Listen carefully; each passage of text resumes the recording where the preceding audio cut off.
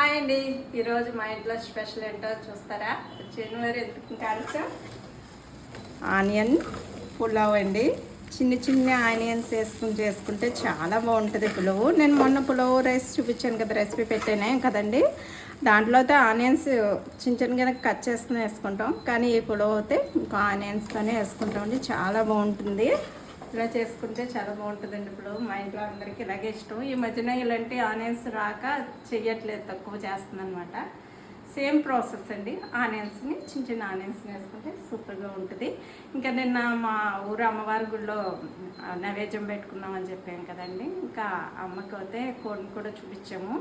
ఆ చికెన్ అయితే ఇదిగోనండి.